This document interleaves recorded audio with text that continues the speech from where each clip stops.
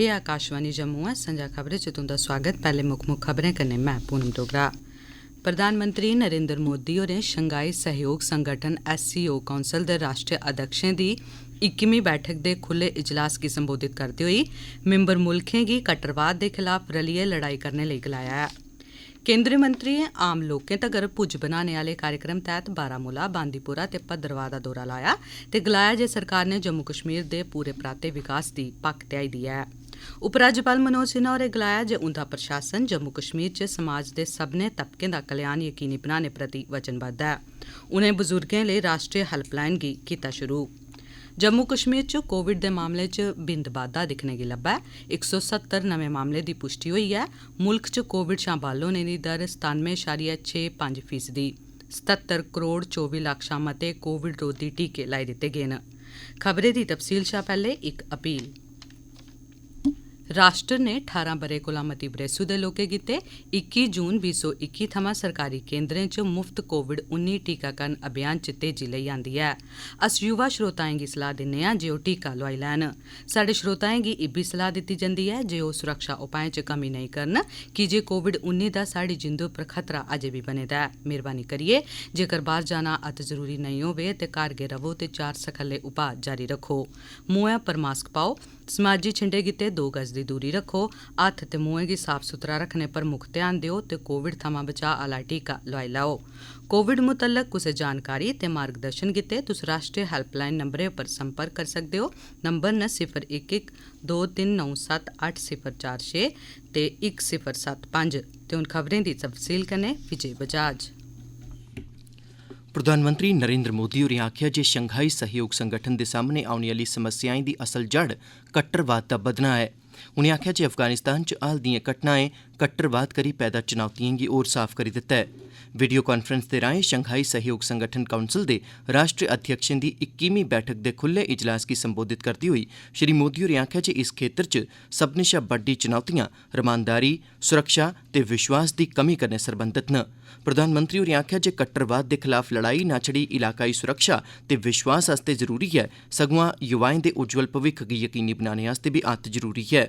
प्रधानमंत्री होरें आखेआ जे शंघाई सहयोग संगठन गी उदार, सैह्नशील, समग्र इदारें ते इस्लाम कन्नै जुड़ी दिएं परंपराएं बश्कार मजबूत नेटवर्क विकसित करने लेई कम्म करना लोड़चदा ऐ।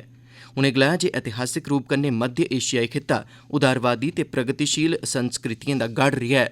मोदी होरें आखेआ जे सूफीवाद जनेही परंपरां सदियें थमां उत्थें पनपियां ते पूरे खित्ते ते दुनिया च फैलियां न।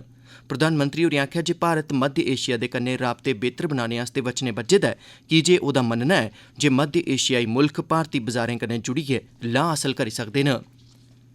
पेट्रोलियम ते कुदरती गैसें सनै श्रम ते रोजगार सरबंधी विभाग दे केंद्रीय राज्यमंत्री रामेश्वर तेली होरें अज्ज आखेआ जे प्रधानमंत्री नरेंद्र मोदी होरें भारत सरकार दे सब्भनें मंत्रालयें गी आखे दा ऐ जे ओह् केंद्र शासित प्रदेश जम्मू कश्मीर दे पूरे पराते विकास आस्तै किट्ठे रलियै जतन करन।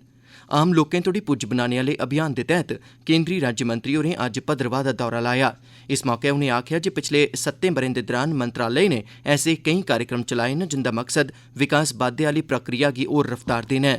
उनें आखेआ जे उज्जवला योजना दे तैह्त गरीबी रेखा थमां हेठ जीन जिया करदी महिलाएं गी तकरीबन 12 लक्ख LPG दे कनैक्शन दित्ते गे न।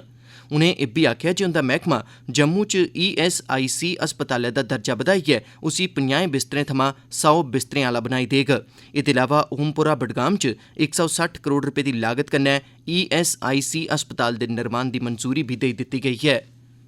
आम लोकें तगर पुज्ज बनाने आह्ले सरकार दे कार्यक्रम दे तैह्त जनजातीय मामलें सरबंधी केंद्री मंत्री अर्जुन मुंडा होरें अज्ज बांडीपुरा आह्ले जिला अस्पताल दा दौरा लाया ते उत्थें मरीजें गी उपलब्ध करोआई जा'रदी सेह्त सरबंधी सुविधाएं दा जायजा लैता।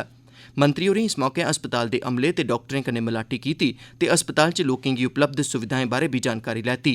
मगरा मंत्री होरें कालूसा बांडीपोरा आह्ले जिला पुलिस लाइन्स दा दौरा बी लाया ते उत्थें CRPF दी 3 बटालियन दे जवानें कन्नै गल्लबात कीती।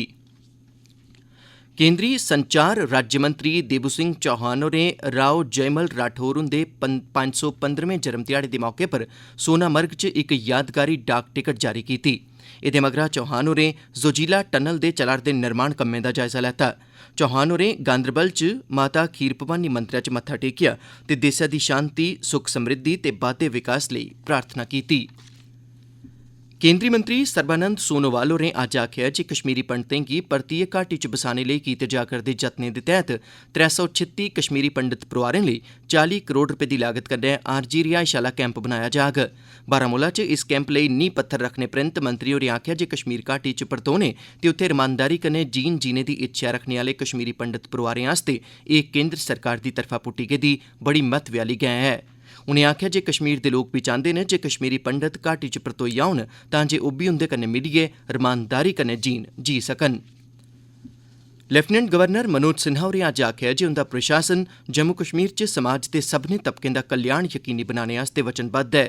उनें आखेआ जे ओह् भारत सरकार दिएं सब्भनें 55 सार्वजनिक कल्याण आह्ली योजनाएं दा लाह् सब्भनें लोड़मंदें तगर पजाने दी दिशा च तेजिया कन्नै अगड़े बधा करदे न। जम्मू कश्मीर च बजुर्गें आस्तै राष्ट्री हैल्पलाइन एल्डर लाइन 14567 गी शुरू करोआंदे मौके लेफ्टिनेंट गवर्नर होरें आखेआ जे जम्मू कश्मीर दी सरकारै गरीबी रेखा थमां हेठ जीन जिया करदे लोकें लेई सरकारी नौकरिएं च 10% आरक्षण यकीनी बनाया ऐ।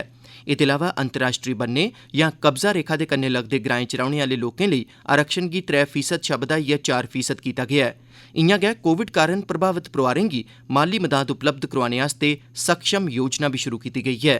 इस ब'रे तकरीबन 9 लक्ख लोकें बक्ख-बक्ख पेंशन योजनाएं तैह्त लाह् हासल कीते न ते केंद्र शासित प्रदेश दे इतिहास च पैह्ली बारी ट्रांसजेंडरें गी बी पेंशन उपलब्ध करोआई गेई ऐ। उनें आखेआ जे अज्ज शुरू कीता गेदा toll free number Jammu Kashmir च बजुर्ग नागरिकें आस्तै बड़ा मददगार साबत होग।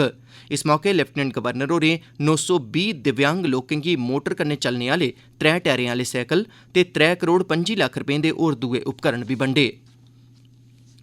प्रधानमंत्री नरेंद्र मोदी होर अज्ज 71 ब'रें दे होई गे न।